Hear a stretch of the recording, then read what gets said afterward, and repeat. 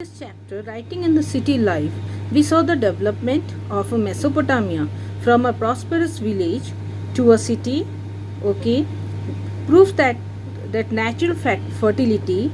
Okay, how it get the natural fertility? You can see it is land between the two rivers. One is the Tigris, another is the Euphrates. Okay, which rise in the northern mountain, carries lots of silts.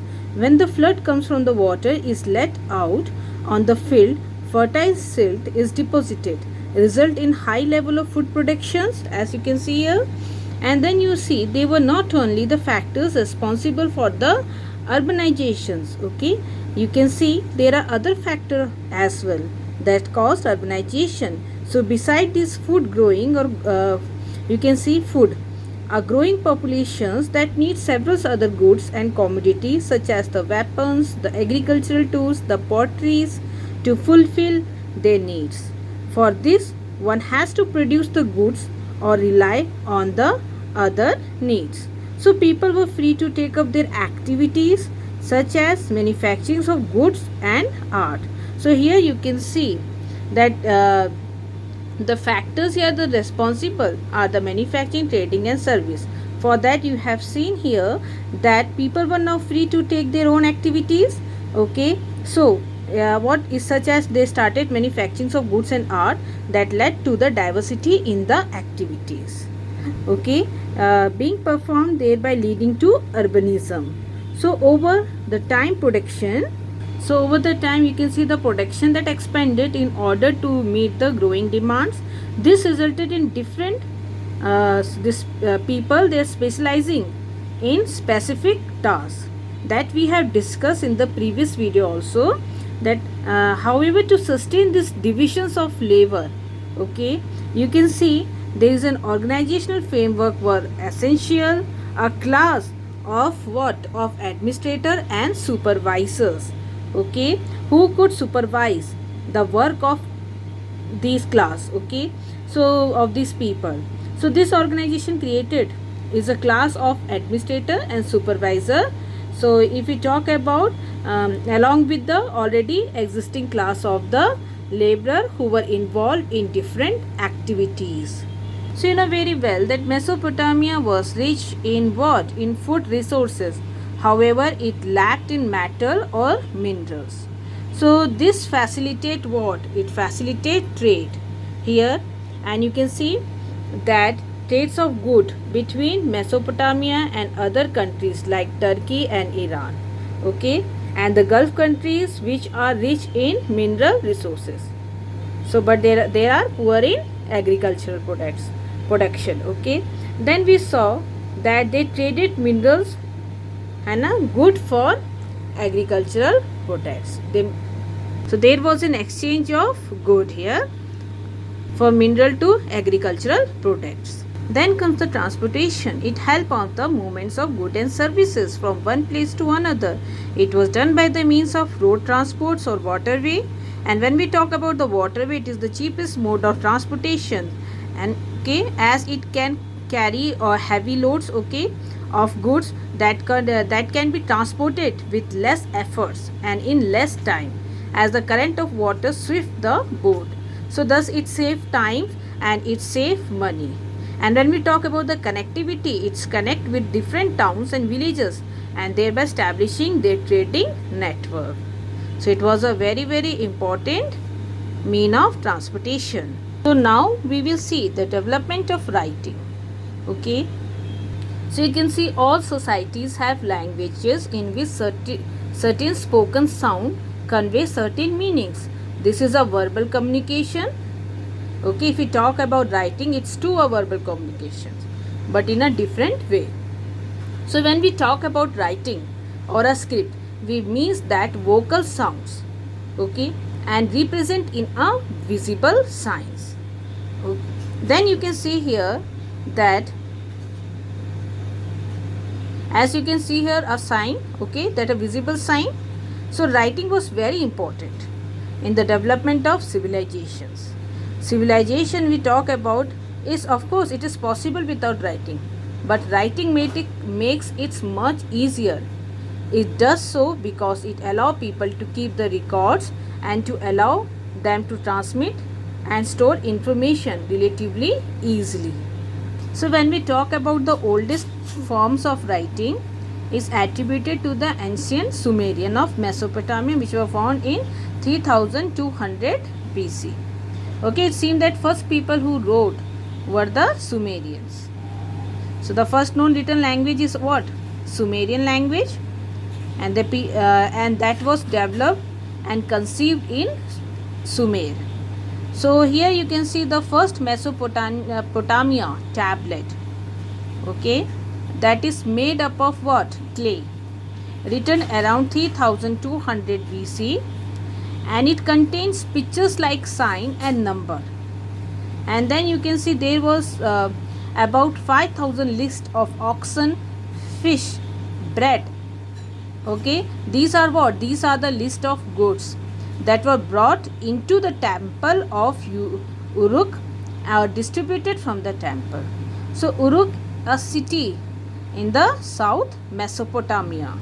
So if we talk about Mesopotamia, the writing begins when the society needed to keep records of transaction, because in cities like you can see occurred at different time.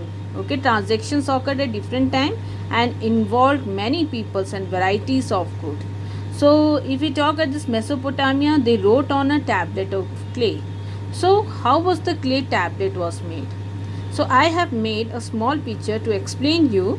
You can see writing was inscribed on a clay tablet. Okay, then you can see these scribes, okay, would take a stylus. If we say, so what is stylus? Here is a writing implement like a small reeds. What is reed here? You can see that woody plants, okay, with long slender leaves there, or a glassland you can see them. So you can see it had a with a point end, okay, for writing on tablets or in matters. Here you can see that writing this was inscribed.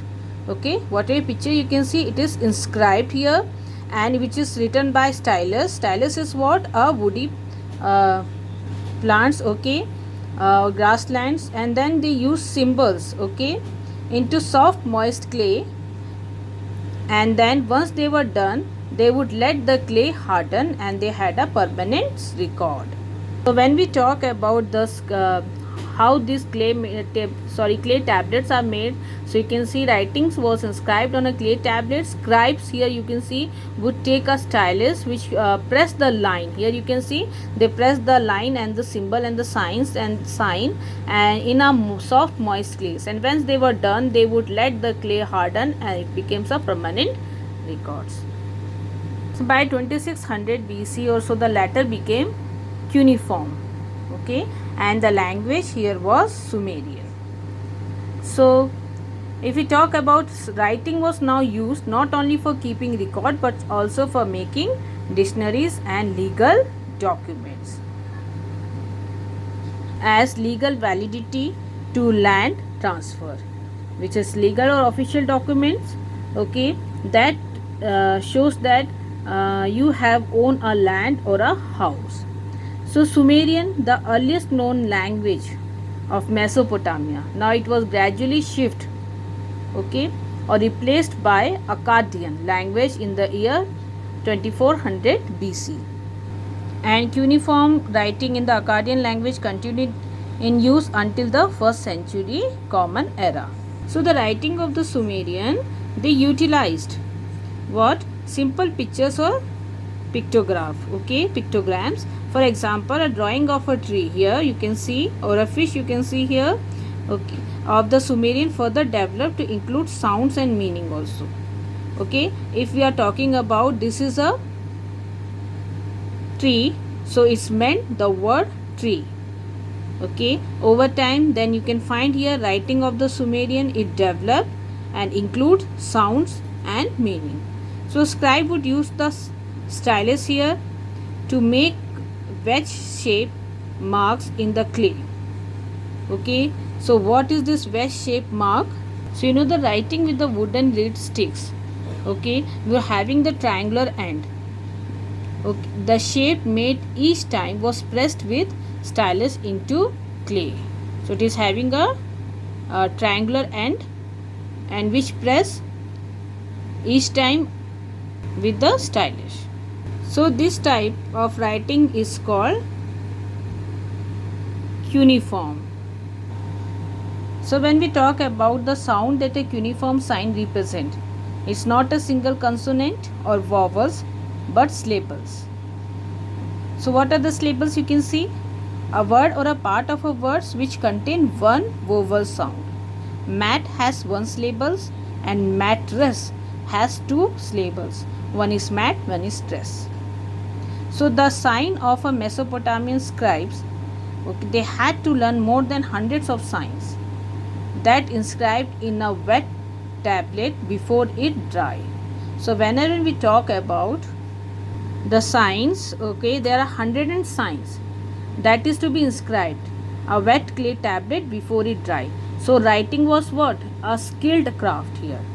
If we say writing was a skilled craft, as we talk about that, it hundred of signs inscribed on at a wet day tablet before it dried. So when we talk about the literacy here, that if there is a writing, so how many of them could read or write?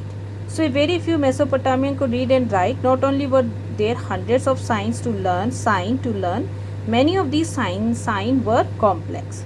If a king could read, he made sure that this was recorded one of his inscriptions. For the most part, however, writing reflected the mode of speaking. So here we talk about the connection between the trade, the city and the life, or trade, life and city. We come to know from the long Sumerian epic, okay, poem about Enmarker, one of the earliest ruler of Uruk. According to the Mesopotamian folk tales, it was very beautiful place. This place often known as city. So if we talk about the first trade, it is linked with Enmarker. So what the epics say here is, in the early days the trade was not known, and Marcus wanted lapis lazuli, that is a precious metal, for the beautification of a city temple. So he sent his messenger out to get this from whom? From the chief of a distant land called Arta. So the messenger needed he obeyed the words of the king. By night he went just by the stars, in the lights of the star, and in the direction that is indicated by the stars and the moon, he moved on the path for his way. So he had to go up into the mountains, and you can see it was a very long journey, as he had to go into the mountain ranges and had to come up and down out of the mountain ranges. The people of Susa city below the mountain saluted him like a tiny mice. So 5 mountain ranges, 6 mountain ranges, so he crossed. So the messenger could not get the chief of Arta to part with lapis lazuli or silver, and he had to make long journey back and back again and again, carrying threat and promises from the king of Uruk for Arta. So ultimately the messenger grew tired. He got all the messages mixed up. Then Enmarcus formed a clay tablet in his hand, and he wrote the words down. In those days they had no writing down on words on a clay. So given the written tablet here, the ruler of Arta examined the clay. The spoken words were nailed. Okay, so the writing, which you can see, this wooden reed sticks with the triangular end, and that is the form we talked about earlier also. So this was a new form for them. The sign and the symbols that is inscribed on the tablet, okay, that was the new form.